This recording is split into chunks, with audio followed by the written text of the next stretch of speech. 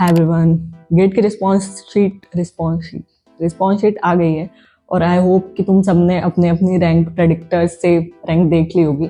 But video चालू करने से पहले एक बात बता दूं कि जो रैंक प्रेडिक्टर्स हैं हर वेबसाइट पे गेट जिसने दिया है वो हर बच्चा जाके नहीं चेक कर रहा है, राइट। वो बाइफरकेटेड है अलग अलग वेबसाइट्स पे। तो जो भी रैंक तुमको दिखा रहा है प्रेडिक्टर उसे ±300 लेके चलना। तो ये था रैंक के बारे में। अब आते हैं कि कौन सी कॉलेज मिल सकती है तुमको। तो इस वीडियो में वही जानते हैं कि तुम्हारे रैंक रेंज के हिसाब से तुमको कौन सी कॉलेज एक्सपेक्ट करना चाहिए विथ कैटेगरी या जनरल, जो भी तुम्हारी कैटेगरी है उस हिसाब से। प्लस इस वीडियो में हम सिर्फ CSE की बात करेंगे। अगर तुमको किसी और ब्रांच के लिए जानना है तो कमेंट में बता देना, उसके लिए अलग से वीडियो बना देंगे।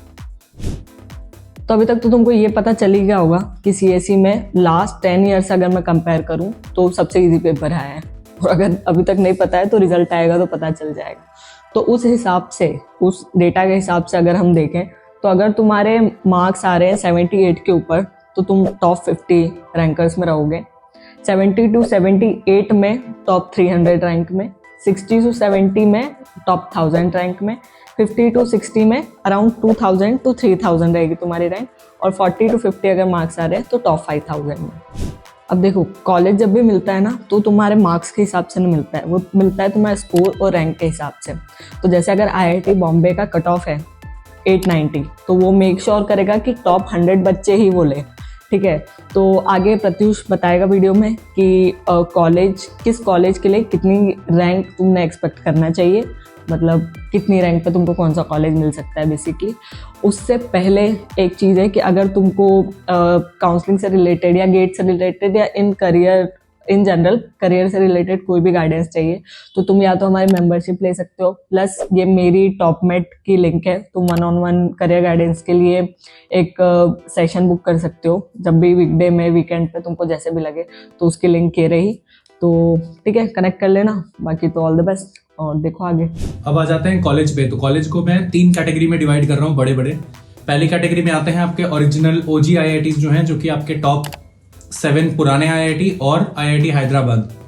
सेकेंड कैटेगरी में आपके बाकी सारे IIT ranging from mid level IITs like Ropar और धनबाद से लेके सबसे नए IITs मंडी और ये सब, और आपके ओल्ड NITs कौन से, जो 4 NITs साउथ में है वो वाले। तीसरी कैटेगरी आपकी है जो कि न्यू NITs है, या तो लोअर NITs कह सकते हो। इसके साथ आपके सारे ट्रिपल ITs जैसे बैंगलोर, हैदराबाद, इलाहाबाद। इसके अलावा भी कुछ कुछ कॉलेजेस हैं अच्छे, जैसे NSUT हो गया, DTU हो गया, जादवपुर यूनिवर्सिटी, तो इनकी हो गई कैटेगरी 3। हाँ, अब बात करते हैं इनकी कट ऑफ की। तो जो पहली कैटेगरी है जिसमें आपके सातों ओल्ड IITs और IIT हैदराबाद आता है, इसके लिए आपको 400 या 450 के अंडर रैंक लानी पड़ेगी। तो ये मुझे भी नहीं मिला था, मेरी रैंक कुछ 500 समथिंग थी, तो मुझे भी ये नहीं मिला था। तो इसके लिए आपको इतना चाहिए। इस साल के हिसाब से आपके मार्क्स 70+ होने चाहिए इसके लिए। अगली बात करेंगे जब न्यू IITs की, न्यू या तो मिड IITs की, इसके लिए आपका रैंक अंडर 1000 होना चाहिए। अंडर 1000 के लिए आपको 60 अबव मार्क्स लाना पड़ेगा इस साल। अगला आता है जो आपके ओल्ड NITs हैं, इसके लिए भी आपकी रैंक करीब 1000 से 1200 के अंदर होनी चाहिए। इसका मार्क्स भी सेम है। अगली बात अगर करें हम new NITs, triple ITs, NSUT, DTU, इनकी बात करें तो आपका रैंक अगर ज़्यादा से ज़्यादा बोलूँ मैं तो 2500 to 3000 के अंदर भी है, अगर जनरल में हो जाएगा आपका। इसके लिए आपको मार्क्स लाने की ज़रूरत है 50। तो ये था आपका प्रेडिक्शन के बाद मैं आपको पर्सनल ओपिनियन शेयर करता हूँ कि आपका ऑर्डर ऑफ प्रेफरेंस क्या होना चाहिए। फॉर एग्जाम्पल, अगर आपको कैटेगरी 2 में दोनों तरह की चीज़ें मिल रही हैं तो आपको कौन सा चूज करना चाहिए। तो अगर देखो, CSE में अगर आपका गोल प्लेसमेंट है जो कि 99% बच्चों का होता है, तो आपका फर्स्ट प्रेफरेंस ऑब्वियसली होना चाहिए जो कि ओल्ड IITs है या IIT हैदराबाद है। सेकंड प्रेफरेंस मैं आपको बोलूंगा ना कि जो न्यू IITs हैं उनके ऊपर चूज करो आप ओल्ड NITs को, जो कि साउथ के NITs हैं 3 या 4। उनकी प्लेसमेंट ज्यादा अच्छी होती है ये जो नए IITs हैं उनसे। अगला प्रेफरेंस न्यू IITs। उसके बाद आप न्यू NITs के ओवर चूज करो ट्रिपल ITs को। ट्रिपल ITs बैंगलोर, हैदराबाद, इलाहाबाद, इनकी प्लेसमेंट बहुत बहुत अच्छी होती है जब आप कंपेयर करोगे इनको नए या छोटे छोटे NITs से। इसके बाद आप चूज करो इन छोटे NITs को over DTU, NSUT, Jadavpur university, इनके अगेंस्ट। क्योंकि अगर आप स्टैट्स देखोगे तो NSUT का प्लेसमेंट इन NIT से अच्छा होता है, BTech में, MTech में इनकी प्लेसमेंट नहीं अच्छी होती है, तो आप अवॉइड करो जाना।